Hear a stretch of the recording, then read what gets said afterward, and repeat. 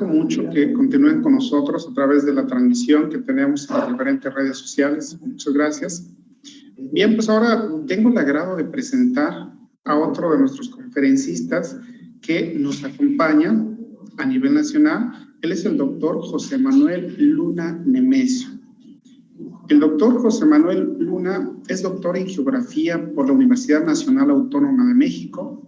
Actualmente realiza el segundo año de estancia postdoctoral bajo el auspicio de CONACYT en la unidad académica en estudios del desarrollo de la Universidad Autónoma de Zacatecas. Es miembro del Sistema Nacional de Investigadores del CONACYT. Su línea de investigación es crítica de la economía política con énfasis en estudios sobre sustentabilidad y sistemas sociológicos. Pues doctor José Manuel, un gusto, te agradezco mucho que estés aquí con nosotros, acompañándonos, y bueno, pues te cedo el micrófono para que nos impartas tu conferencia. Bienvenido, adelante. Muchas gracias, doctor Javier. Es para mí un gusto estar esta tarde participando en el marco del cuarto Congreso Internacional de Tecnología e Innovación, Competitividad y Sustentabilidad. Yo creo que dada la complejidad que representa hoy en día, no solamente el contexto ambiental, sino también el contexto económico y social que como humanidad estamos enfrentando, tener este tipo de espacios es de una gran valía. Voy a comenzar a proyectar la presentación que preparé para el día de hoy poder charlar con ustedes, esperando que sea de interés lo que les voy a compartir. La charla del día de hoy la he titulado Naturaleza, Sustentabilidad y Técnica, una mirada transhegemónica, y tiene precisamente el objetivo de hablar sobre esta triple relación que hay entre elementos que normalmente se piensan y se observan pues, de manera separada, ¿no? Pero que vale la pena reconocerlos, sí, en su especificidad, pero también en la complejidad que representa la relación que hay entre el desarrollo tecnológico, sobre todo cuando se piensan construir escenarios de desarrollo sustentable, y el papel que guarda la naturaleza dentro de esta relación. Y bueno, hay muchas formas de poderlo observar.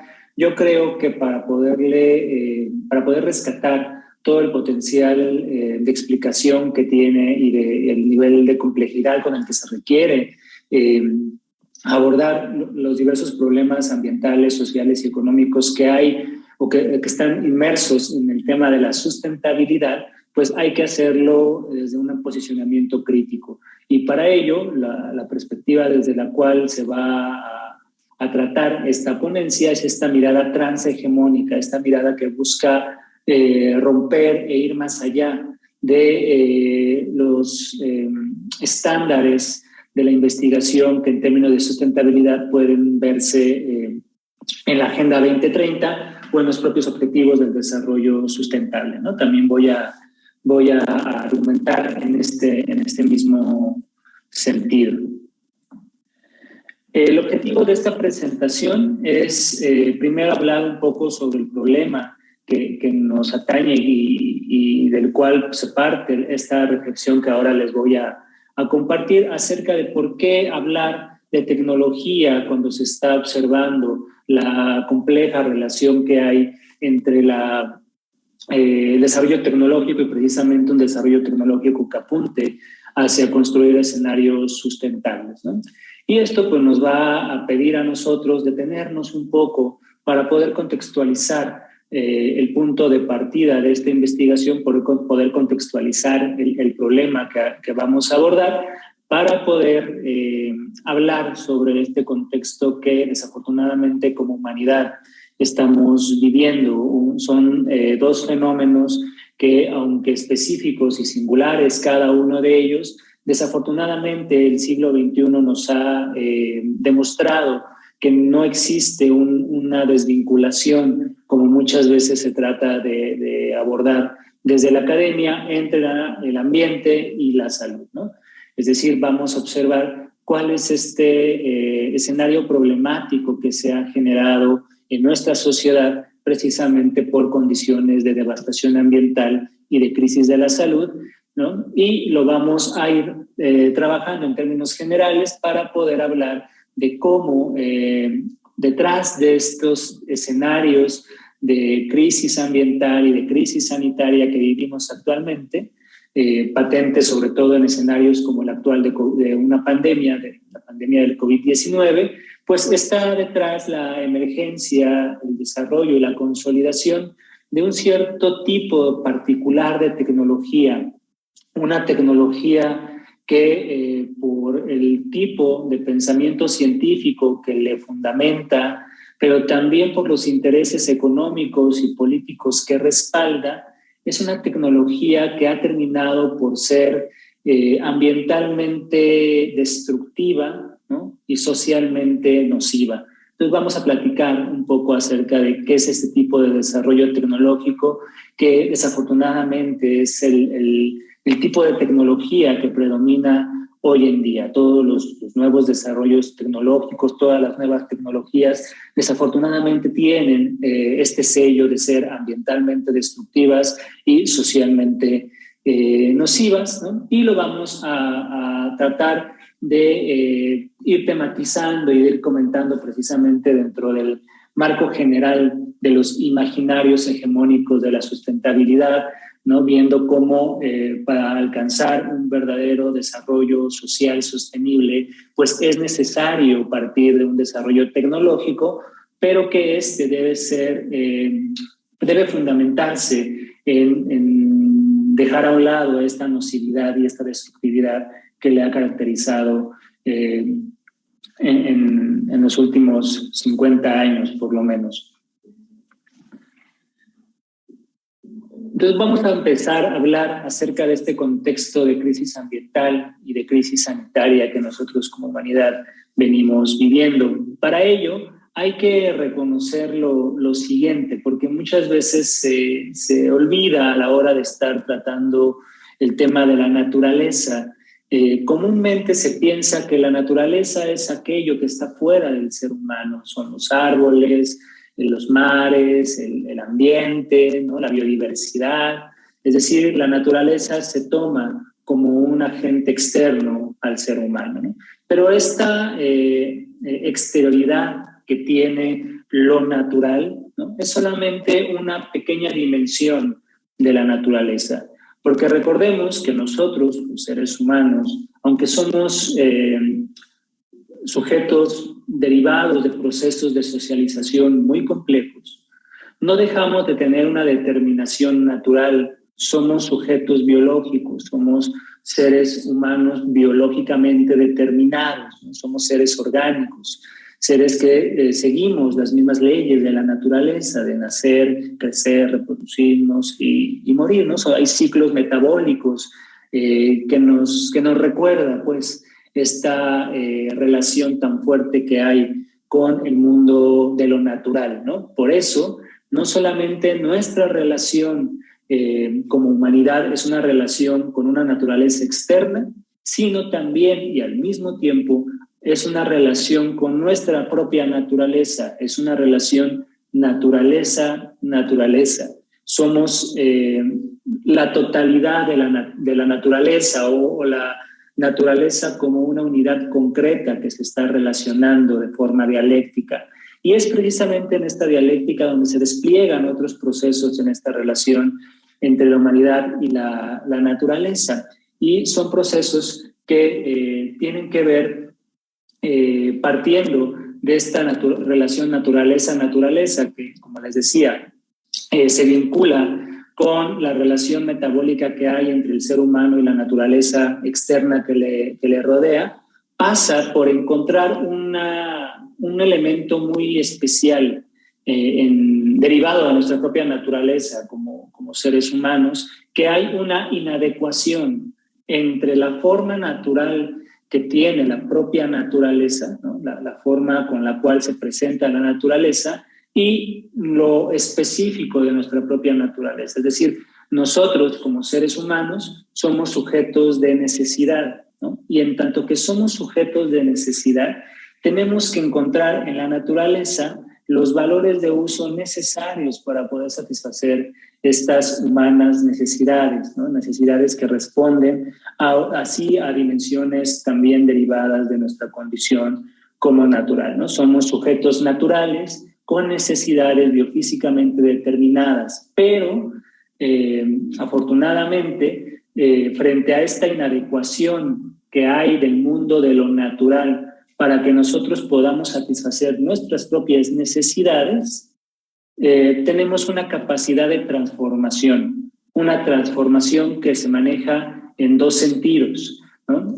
Primero, una transformación que hay de la naturaleza externa, del mundo de lo natural, pero también una transformación de nuestra propia naturaleza.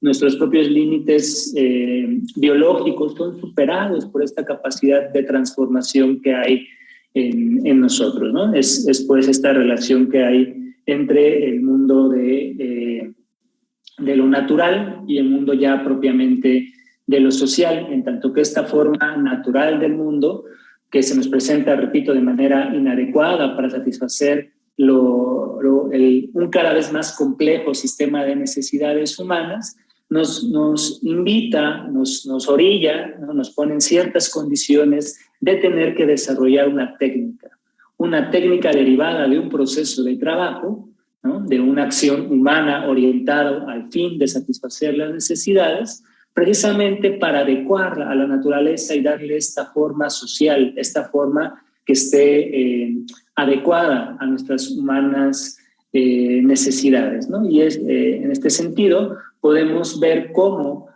partiendo de una relación naturaleza-naturaleza que después se transforma en una relación naturaleza-sociedad, se posibilita la generación de ciertas condiciones para los procesos de socialización, ¿no? Y es aquí, en este proceso de socialización, donde hay una interacción entre los seres humanos en términos procreativos, donde también se juega un tipo particular y específico de vinculación con la naturaleza, ¿no? Partir de entender esto es muy importante porque, como les decía, reconocer el vínculo tan directo y la relación intrínseca que hay entre la humanidad y la naturaleza permite romper con ciertas miradas de ajenidad, ¿no? Ciertas miradas también enajenadas, donde parecería que la naturaleza está allí únicamente como un stock de materiales y como una disposición de energía que para nosotros nos serviría únicamente como recurso natural.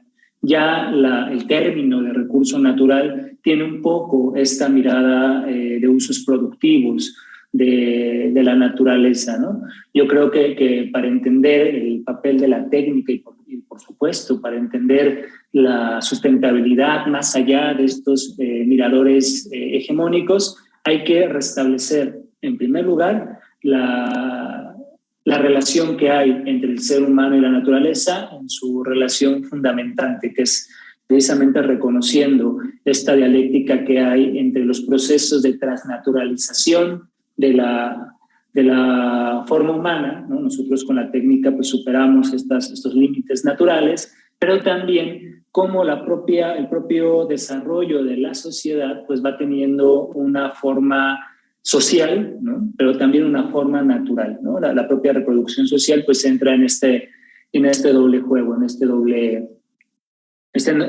proceso histórico. Entonces podemos hablar que a lo largo de la historia de la humanidad existen formas históricas particulares de reproducción social, pero también de reproducción de la naturaleza, según el estadio histórico de la prehistoria de la humanidad. Para no hacer un recuento histórico de cuál ha sido lo específico de cada una de estas fases o de cada una de estas etapas, ¿no? De cada uno de estos modos históricos de reproducción social y natural de la humanidad, pues basta irnos hacia la parte contemporánea de esta larga historia y ver cuál es la especificidad que hay en este modo histórico de producción actual, en un modo de producción capitalista, ¿no? Que desde finales del siglo XVI, ¿no? Podemos encontrar sus inicios, y ya bajo su forma pues maquinística agroindustrial es durante el siglo XIX, la última parte del siglo XIX, que lo vemos ya en su especificidad tecnológica, y que hoy en pleno siglo XXI sigue siendo el modo de producción hegemónico, que dadas ciertas condiciones histórico particulares de desarrollo de fuerzas productivas y de desarrollo también de un tipo particular de tecnología, hasta el día de hoy, en términos generales, el capitalismo contemporáneo se especifica, se caracteriza por establecer una relación muy particular con la naturaleza, que se basa, por un lado, en diversos procesos de despojo y privatización de la naturaleza. Es decir, el capitalismo le da a la naturaleza la forma histórica de propiedad privada, ya sea para pasar a manos de empresas, de corporaciones, o también como propiedad privada de los estados nacionales, ¿no? Y desde esta propiedad privada de la naturaleza llevar a cabo diversos procesos productivos de alto consumo de recursos naturales, alto consumo de energía, ¿no? Como materia prima, como sustento material para la producción de mercancías, y por otro lado lleva a cabo diversos procesos de contaminación que estas industrias excretan a la naturaleza, ¿no? Lo cual pues ha tenido como resultado último una devastación ambiental que desafortunadamente caracteriza hoy en día la totalidad de los metabolismos biofísicos y químicos del planeta, ¿no? Esta devastación ambiental no tiene solamente una escala local, una escala regional o una escala continental, sino ya es todo el planeta Tierra el que está sumergido en este contexto de devastación ambiental mundializada, ¿no? Es la globalización de la destrucción ecosistémica que acompaña también con la mundialización de esta gran industria manufacturera, de la agroindustria y de los sistemas de ciudades que hoy día tupen la totalidad del territorio planetario, ¿no? Y en este sentido, en tanto que vemos que es una crisis que se posiciona a lo largo y ancho del planeta Tierra, no es una crisis de una sola dimensión de la naturaleza. Es decir, la actual crisis ambiental global no solamente es una crisis de cambio climático, no solamente es que el clima esté puesto en crisis, sino lo verdaderamente preocupante es que la totalidad del ambiente se ha puesto en crisis, ¿no? Se ha llegado ya a la generación de una fractura en este metabolismo de la totalidad de la naturaleza, donde por un lado se ha agotado la capa de ozono, se han producido procesos de acidificación de las aguas oceánicas, se han alterado los ciclos de nitrógeno y de fósforo, la fertilidad y el uso de los suelos también tiende a ser uno de los grandes límites planetarios que ya se están alcanzando, lo mismo que la propia estabilidad de recarga y el propio ciclo natural del agua pues se ha visto impactado en términos negativos como un síntoma, un doloroso síntoma y un preocupante síntoma de esta crisis ambiental, ¿no? Y por supuesto la crisis climática que es la que ocupa mayor parte de los reflectores hoy en día, aunque asumida de manera inespecífica como cambio climático y generando diversas acciones que no van al corazón mismo que le fundamenta. En este marco, hablar de la devastación ambiental pues nos requiere a nosotros ir detrás de los responsables de esta destrucción ambiental, ¿no? Y más allá de miradas, digamos, de corte malthusiano o neomalthusiano, mejor dicho, donde la población es puesta como el principal responsable de devastar los territorios, de hacer un alto consumo de los recursos naturales o de generar una contaminación del aire, una contaminación del suelo, del subsuelo, de los recursos hídricos, más allá de caer en estas miradas propias de discursos ecofascistas, ¿no? Donde la sobrepoblación es puesta como el peor mal que le ocurrió a la Tierra y que por lo tanto deberíamos ser menos personas en el mundo, ¿no? Habría que preguntar quiénes son los que sobran, ¿no? Para comenzar a exterminarlos, para que la naturaleza no siga sufriendo. Pero bueno, más allá y saliéndonos de esa perspectiva ecofascista, hay que reconocer quiénes son los verdaderos responsables de la devastación ambiental. En primer lugar, están los procesos de urbanización desaforada de los territorios. Hoy más del 50% de la población mundial, ¿no? Cerca del 85% de la población mundial habita en espacios urbanizados, ¿no? Esto, repito, no es un problema de que haya muchas personas viviendo en las ciudades, sino es el tipo de ciudad que se ha construido, un tipo de ciudad que responde solamente a las necesidades de especulación de los capitales inmobiliarios, ¿no? Las necesidades económicas y políticas de los diversos capitales inmobiliarios que han sacado ganancias extraordinarias de este tipo de rama de acumulación de capital, ¿no? Ya sea mediante un capital de inversión o de especulación, ¿no? Y por otro lado también están los diversos procesos de industrialización que siguen caracterizando la vanguardia de las diversas economías a nivel global.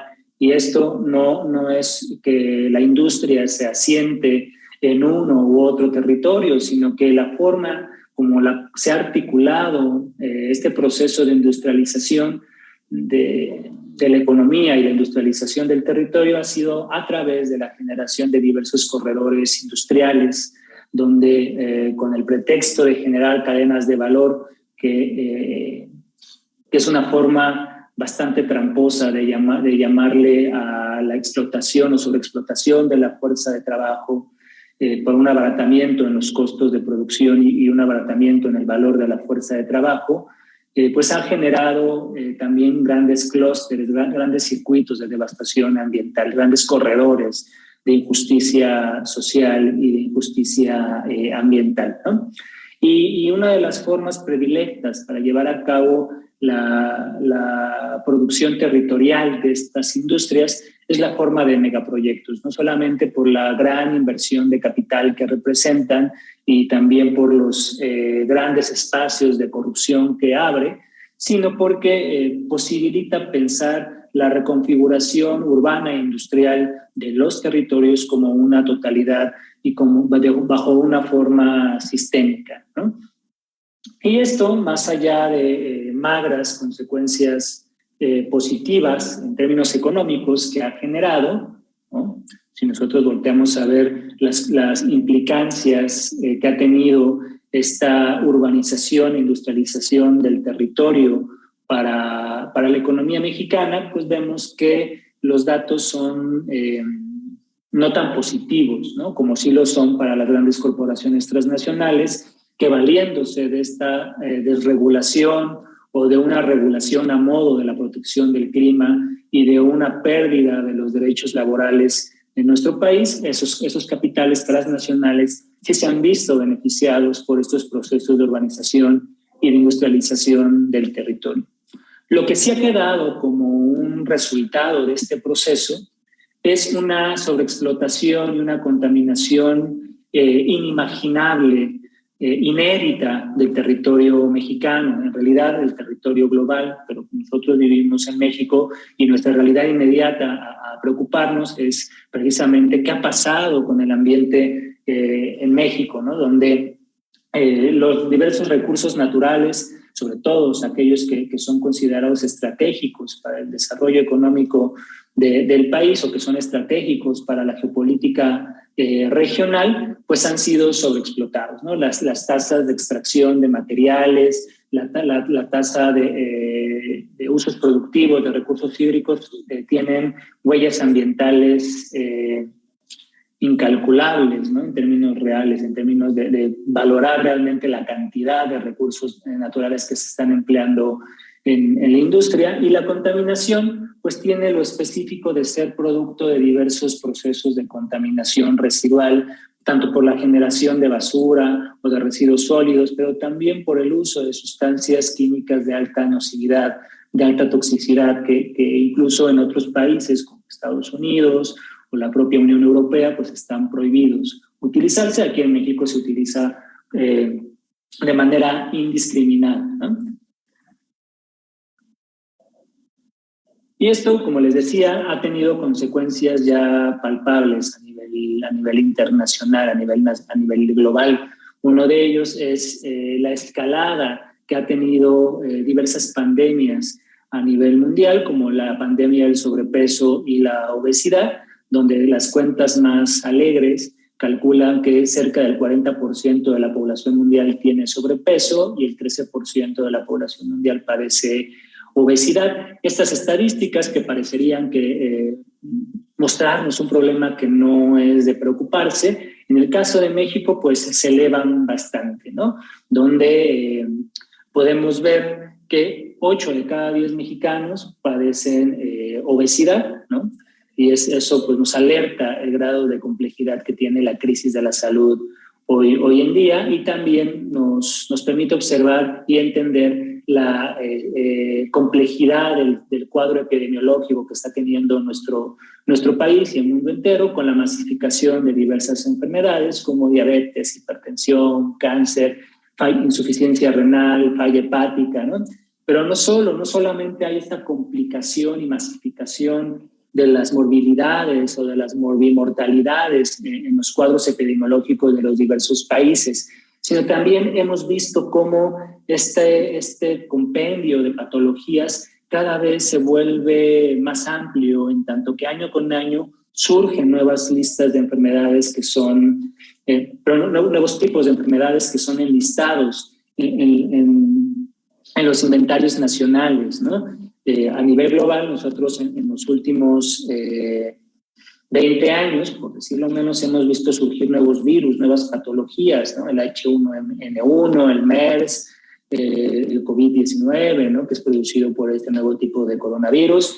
Y la historia epidemiológica del capitalismo contemporáneo coincide con el propio desarrollo de estos procesos de alto consumo de materiales, de energía, y con estos procesos y dinámicas de contaminación de los territorios, ¿no? Y es bajo este contexto que se vuelve pues necesario realizar una revisión crítica acerca del estatus actual en el que se encuentra la ciencia y la tecnología, ¿no?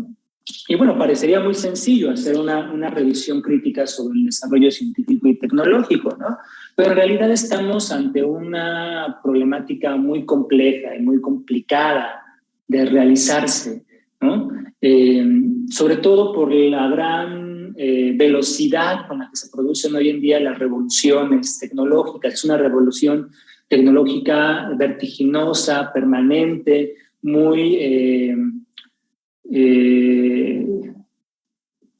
con mucha tenacidad, pero también con mucha parafernalia que a nosotros como seres humanos nos deslumbra de manera muy, muy importante. Miren, por ejemplo, este mismo congreso se está llevando a cabo con un desarrollo tecnológico que hace 10 años, por decirlo mucho, pues era inimaginable, ¿no? En qué momento tantas personas íbamos a estar interactuando en tiempo real mediante un aparato tecnológico, ¿no? Y es precisamente derivada de esta revolución permanente, de esta constancia, de esta gran velocidad con la que se presentan los desarrollos tecnológicos hoy en día, que los análisis que hay sobre ella pues tienen la característica de ser análisis cuya lógica de reflexión es poco profunda, ya no digamos crítica, sino poco profunda. No se hacen estudios más allá de querer observar este desarrollo tecnológico en términos apologéticos, ¿no? Donde la tecnología aparece como la solución a todos los males de la humanidad y entonces, como el fin justifica los medios, hay que seguir generando un desarrollo tecnológico lo más rápido posible para afrontar los grandes problemas históricos de la humanidad, sin pararse un segundo a pensar que gran parte de estos problemas que hoy día tenemos como humanidad se debe precisamente a este sentido vertiginoso y de revolución permanente acrítico que ha tenido el desarrollo tecnológico, ¿no? Pero tampoco esta complejidad o esta complicación que ha tenido hoy en día el desarrollo tecnológico, pues resulta fácil de observar para los críticos a la tecnología actual, quienes cuestionan el desarrollo tecnológico hoy en día en mayor medida, logran dar en el centro del problema, ¿no? Parecería que solamente la tecnología es mala dependiendo de quién la utilice, ¿no? Si se utiliza una tecnología para la guerra, pues está su carácter destructivo, ¿no? Pero si se utiliza una tecnología para modificar los alimentos genéticamente y entonces acabar con el hambre del mundo, pues estamos hablando de una tecnología positiva, ¿no? En realidad el problema es mucho más complejo y dar cuenta de esa complejidad es la primera tarea que tenemos que dar para salirnos de esta dicotomía entre tecnología buena y tecnología mala, lo cual pasa por, en términos teóricos, pues reconocer las diversas problemáticas que hay entre posicionamientos que son entre disonantes, divergentes, convergentes, ¿no? Son también nuevos, complementarios del análisis filosófico, económico, político y científico en general sobre la tecnología, ¿no? Lo cual recuerda esta invitación que uno de los grandes teóricos del siglo XIX y de los grandes teóricos que ha tenido la humanidad nos hacía de llevar a cabo una historia crítica de la tecnología, ¿no? Me refiero a la invitación que hace Karl Marx en el tomo 1 del Capital a llevar a cabo una revisión crítica de la tecnología precisamente para entender en qué momento el desarrollo de una técnica orientada a la satisfacción de las necesidades humanas derivó en el desarrollo de un cuerpo instrumental, científico y tecnológico a favor de la explotación de la humanidad y de la devastación de la naturaleza, ¿no? Y esto pues nos implica reconocer primero que no estamos, cuando hablamos de ciencia y de tecnología, en un escenario neutral, ¿no? Estamos en un escenario de política, en un escenario entonces donde se lleva a cabo una confrontación de intereses. Si queremos nosotros llamarlo en términos conceptuales, la ciencia y la técnica son también espacios de lucha de clases, ¿no? Y por lo tanto, el tipo de tecnología, el tipo de discurso científico hegemónico, ¿no? Es un tipo de desarrollo científico y tecnológico que está sometido por los intereses de los capitalistas, por los intereses de la clase dominante. Es decir, hay una ciencia y una técnica a favor de la satisfacción de las necesidades de ganancias de la clase burguesa. Hay un sometimiento capitalista de la ciencia y de la tecnología por el capital, como advierte Andrés Barreda. Y esto pues nos presenta a nosotros un problema que vale la pena mencionar por lo menos, aunque no ahondamos en ello. El primer problema de cuál es la forma capitalista de la tecnología. Quienes hacen apología del desarrollo tecnológico sin cuestionarlo, sin criticarlo, ven detrás del gran desarrollo tecnológico una posibilidad de lograr la automatización del proceso de trabajo, ¿no? Es, digamos, una de las grandes virtudes y una de las grandes misiones históricas del desarrollo tecnológico por la humanidad, ¿no? Que logre desarrollar un cuerpo tecnológico lo suficientemente potente para que nosotros como seres humanos dejemos de depender del proceso de trabajo para obtener los satisfactores inmediatos de nuestras necesidades. Es decir, el desarrollo tecnológico tiene en sí misma la condición histórica de posibilitar la superación de tener que trabajar para poder satisfacer nuestras necesidades, ¿no? Sin embargo, como este desarrollo histórico tendencial de la automatización del proceso de trabajo se da en condiciones donde predominan las relaciones capitalistas de producción, y entonces hay una división de clases entre obreros y capitalistas, siendo los capitalistas quienes se apropian el trabajo y el valor producido por los trabajadores, el proceso de automatización del proceso de trabajo encuentra un límite en donde los dueños de las empresas, los dueños de las industrias no van a poder automatizar la totalidad de su proceso de trabajo, en tanto que esto les implicaría mermar y lacerar la fuente de sus ganancias. Entonces es un discurso contradictorio. Por un lado, le apuestan al desarrollo tecnológico para poder automatizar sus procesos de trabajo, pero por otro lado, limitan y detienen esa automatización porque eso se traduce en una pérdida de ganancias.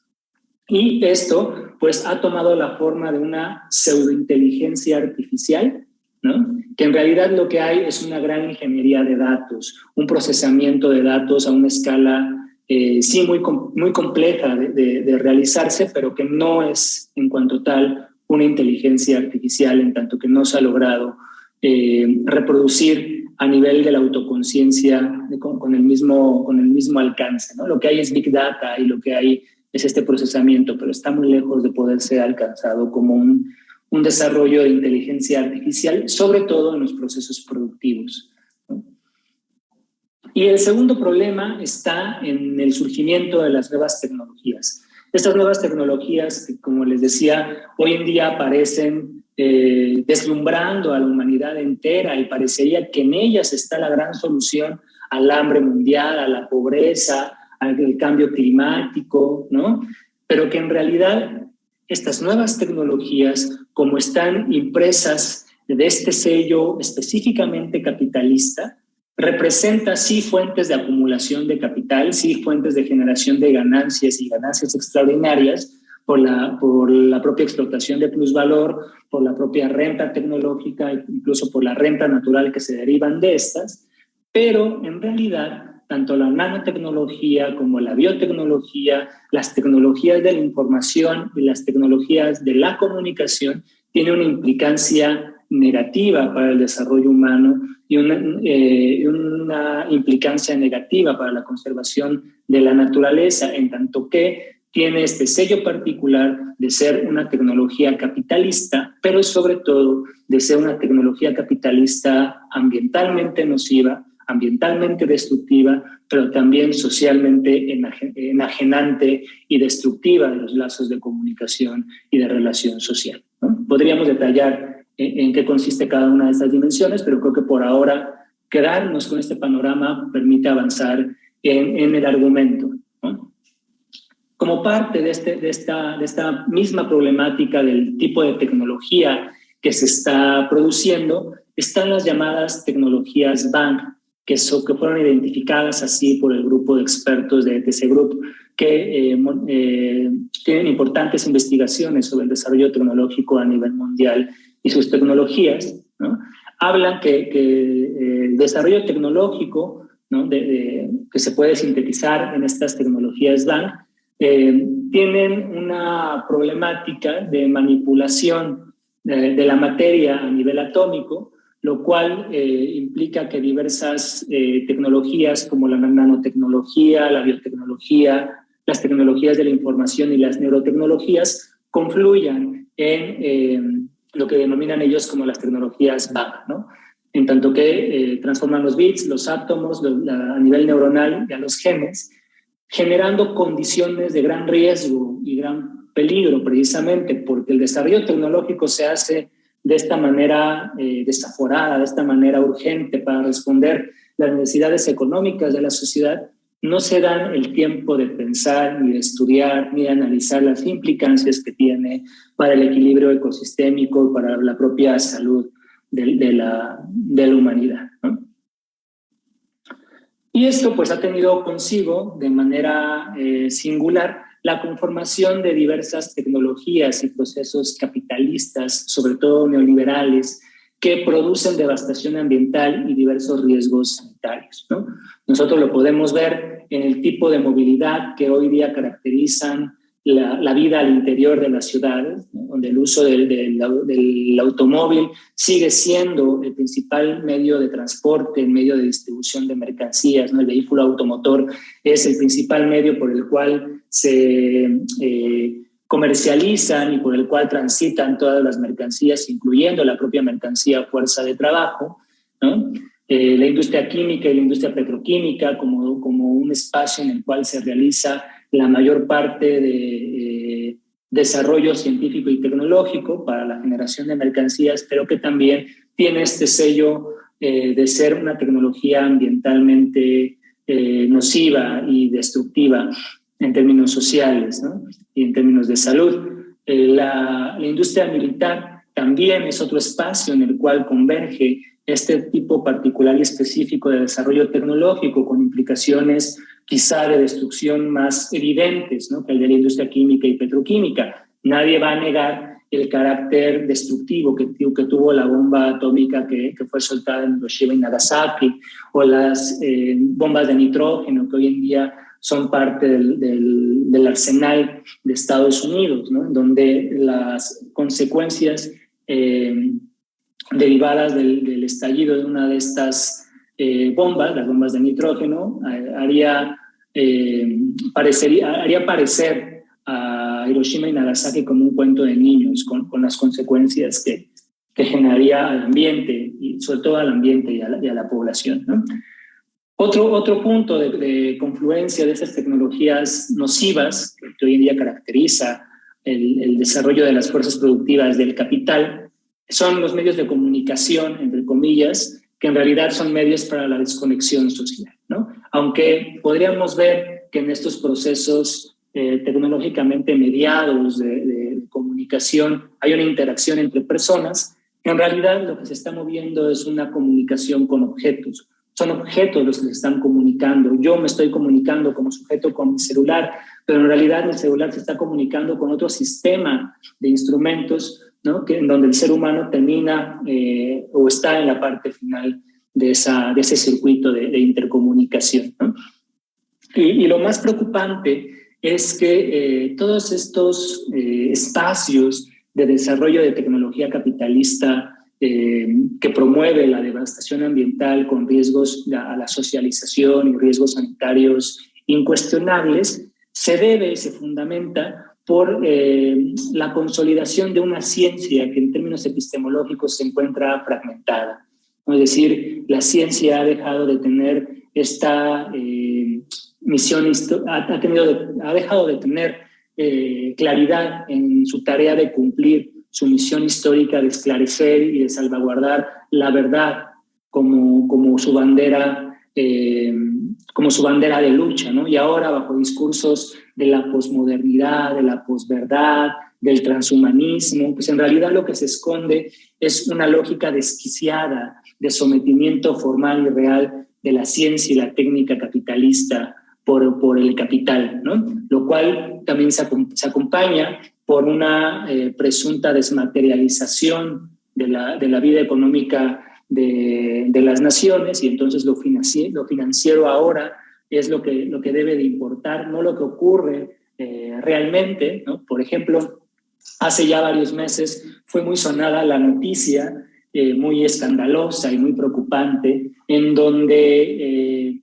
llamó la atención de la mayor parte de las primeras planas a nivel internacional acerca de que el agua comenzaba a cotizar en la bolsa de valores, ¿no? Y fue tomado como un signo de alerta y de alarma, ¿no? Y muchos se rasgaron las vestiduras. En realidad, más allá de la problemática que eso podría significar, ¿no? Que si es un problema que la mercancía cotice en términos de valor, cuando el agua no tiene valor, sino es solamente valor de uso, pues en realidad está expresando un problema mayúsculo, que es el gran fetiche que se ha dado a lo financiero.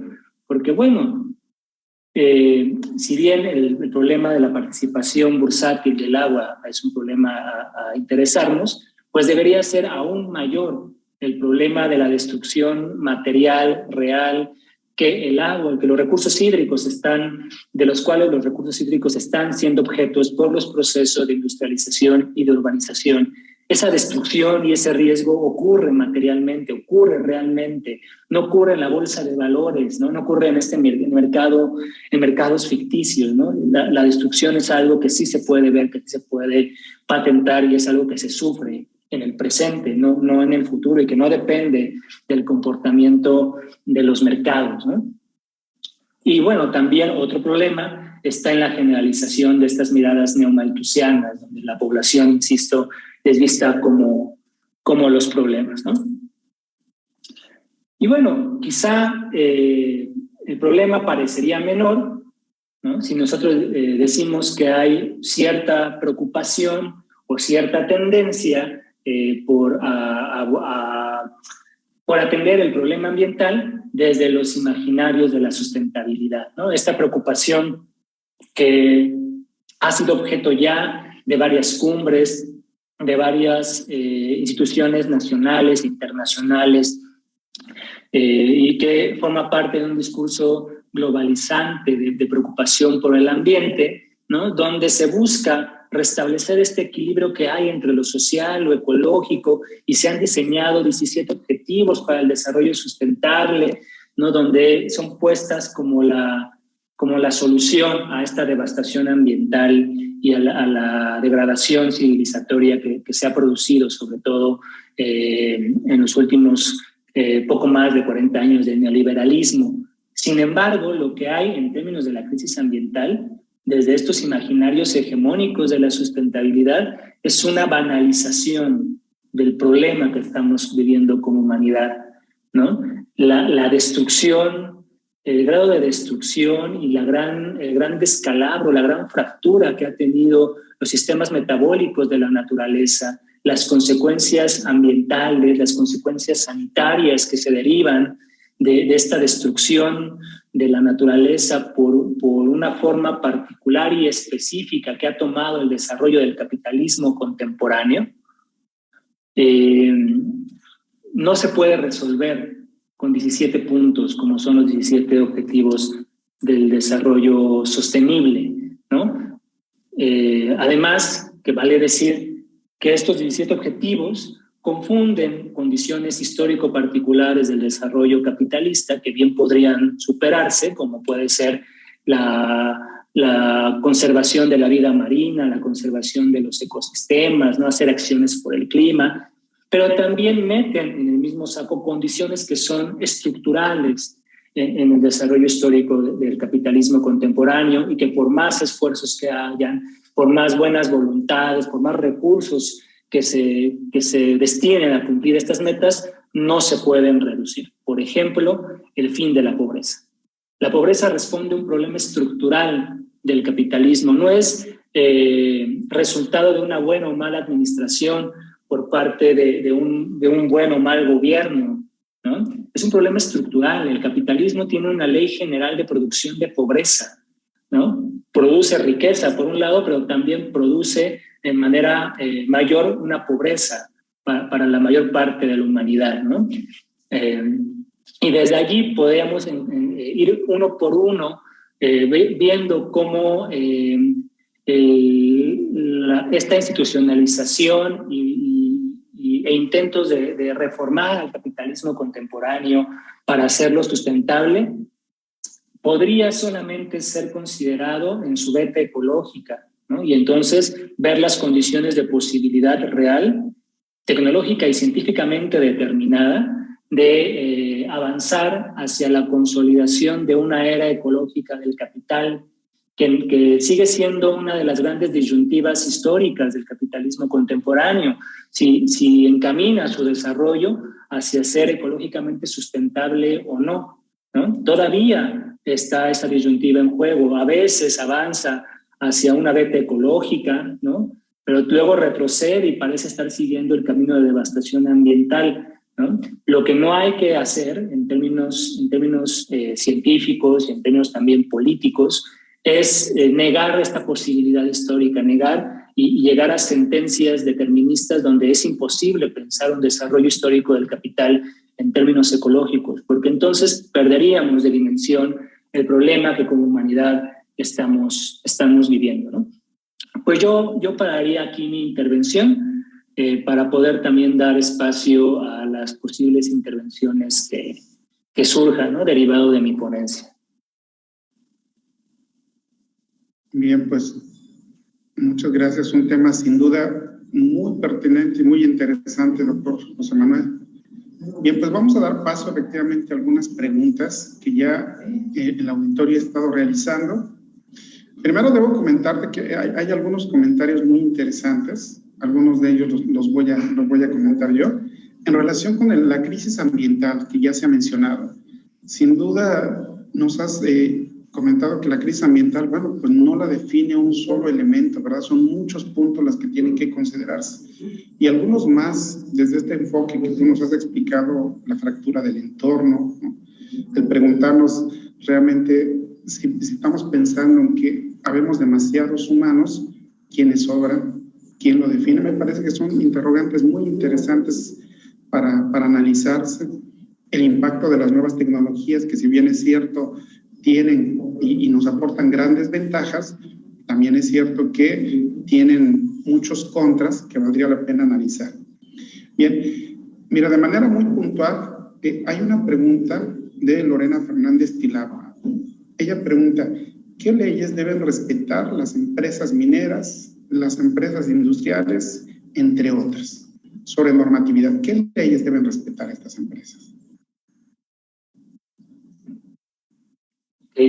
Mira, el problema de la legislación en materia ecológica, ¿no? Ya se habla las leyes en materia gris, que habla de la permisividad que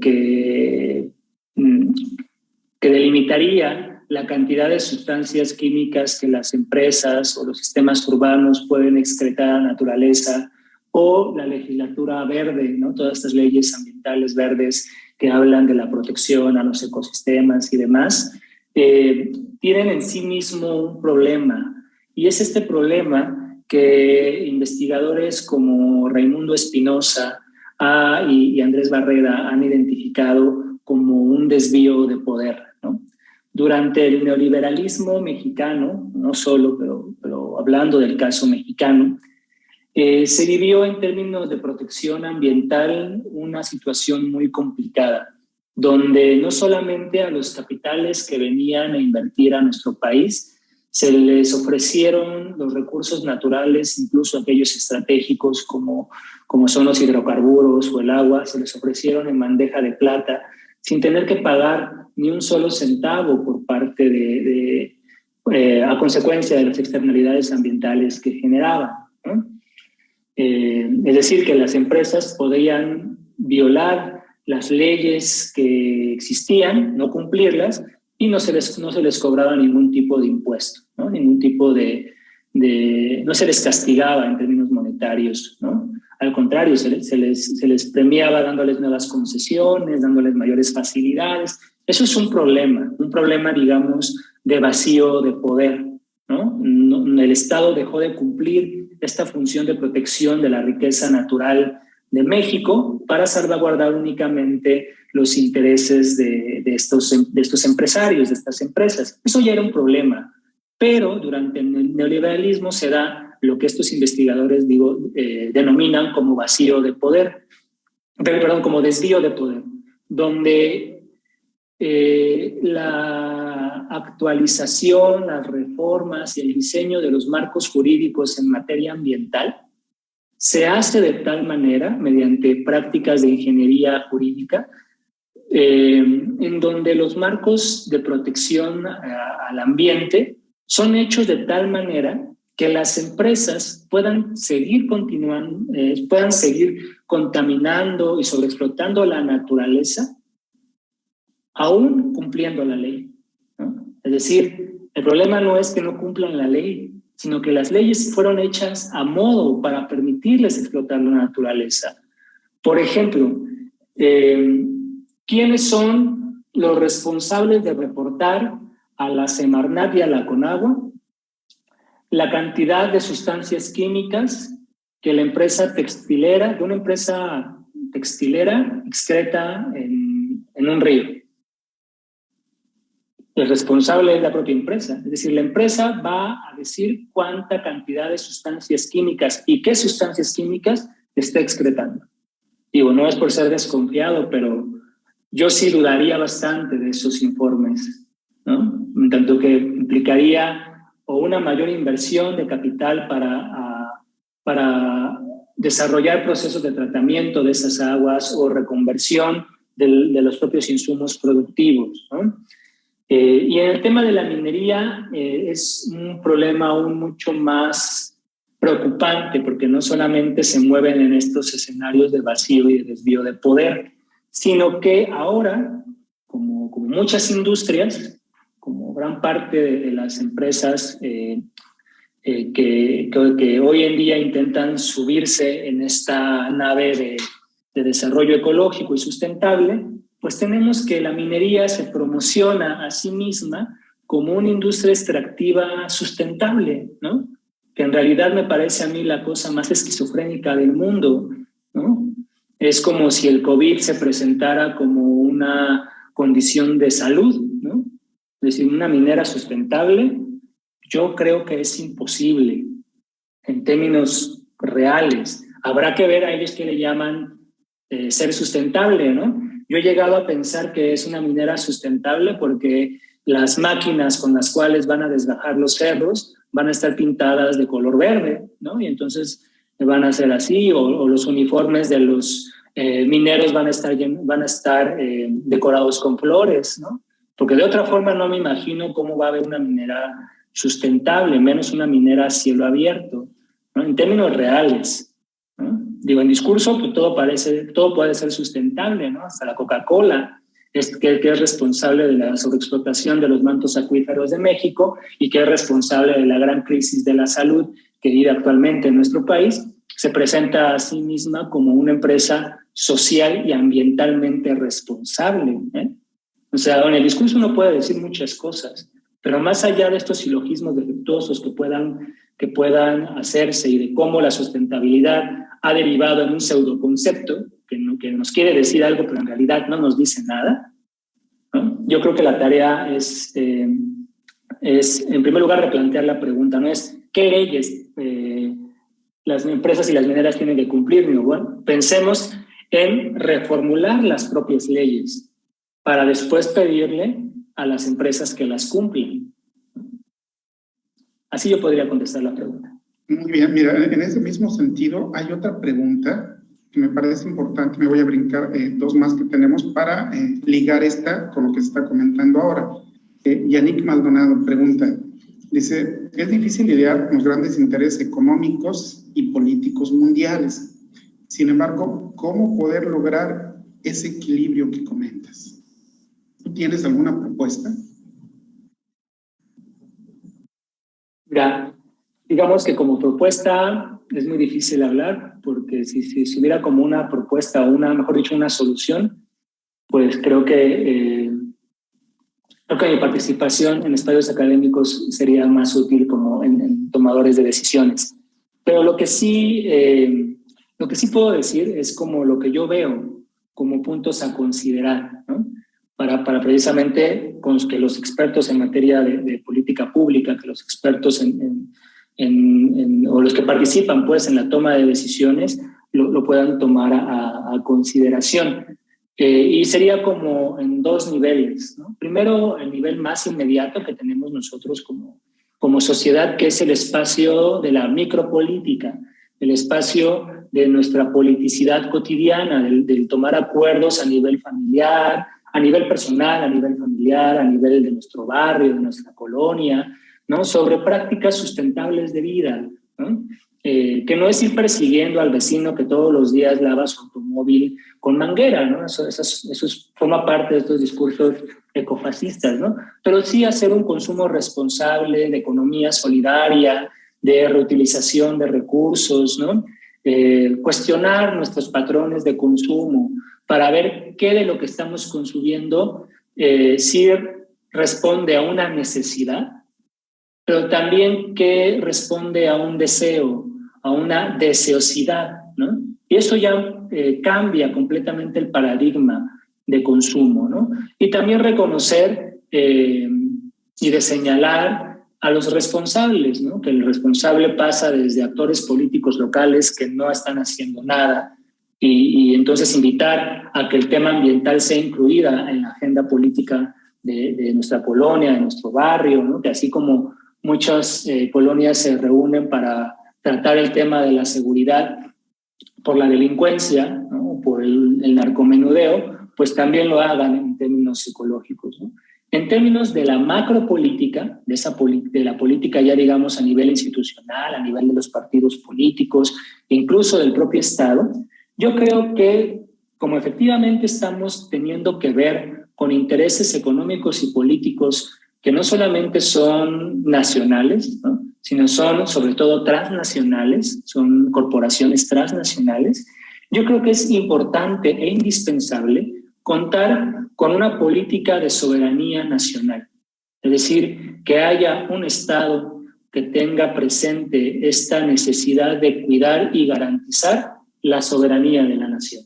Es decir, que los intereses de los capitales extranjeros están en un lugar posterior antes que las propias necesidades de la sociedad mexicana, ¿no? Yo creo que esta coyuntura histórica ha marcado un parteaguas muchas veces en muchos temas en diversos gobiernos nacionalistas en América Latina y que el actual gobierno, pues el actual gobierno de México tiene en sí esta posibilidad de salvaguardar los intereses de la nación frente a otro tipo de intereses transnacionales.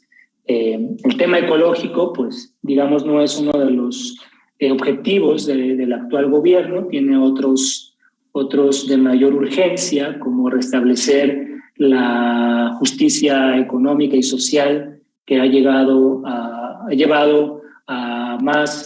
casi el 80% de la población mexicana en vivir en condiciones de pobreza, buena parte de ella en pobreza extrema, y también está en atender la condición de destrucción de la salud de la población, ¿no? El tema ecológico, digamos, ha sido puesto en suspenso por la atención del problema ecológico ha sido puesta en suspenso por el actual gobierno, ¿no? No es que no tenga esa perspectiva. Eso, como que se tendrían que avanzar en esos dos frentes, ¿no? Uno que nos toca propiamente a nosotros, ¿no? En términos inmediatos, y otro que nos toca a nosotros ir construyendo espacios de participación política donde esté presente una agenda ecológica, yo diría, transhegemónica, es decir, que se salga de las miradas de los objetivos del desarrollo sustentable que ya están más que caducos, ¿no? Que los gobiernos municipales sigan haciendo sus planes estatales o municipales de desarrollo basándose en la Agenda 2030, a mí me parece una tarea de seguir reproduciendo una lógica de gatopardismo ecológico, ¿no? Donde, pues, como decía, para la minera, ¿no? Lo que llegan a hacer los gobiernos municipales es poner botes de basura en cada esquina, ¿no? Y ya ahí queda su tarea de ser ambientalmente responsables. Sin duda, tú nos planteas grandes retos, ¿no? Grandes cambios que tendríamos que hacer a nivel de operación, a nivel de normatividad, ¿no? A nivel de conceptualización. Sin duda es un tema muy interesante. Creo que el tiempo para esto, bueno, pues es solamente para dar una pequeña probada de todo lo que hay. Agradecemos mucho tu participación, doctor José Manuel. El tiempo que tenemos para esta transmisión, bueno, ya se ha agotado. Hay todavía un par de preguntas más, pero bueno, te las vamos a compartir para que tú puedas dar respuesta y podamos enviársela a aquellos que nos preguntan. Pues no me resta más que agradecer mucho a todos y cada uno de los que siguen esta transmisión y a decirles que continúen con la transmisión. A las 5 de la tarde reanudamos actividades para continuar con diferentes conferencias, con ponencias. Tenemos un conversatorio, la innovación social, qué es y qué no es. Entonces, cordialmente invitados. Muchas gracias, doctor José Manuel. Vamos a enviarte tu constancia vía correo. Te agradecemos mucho esta participación y bueno, pues que tengan todos muy buena tarde. Nos vemos más tarde.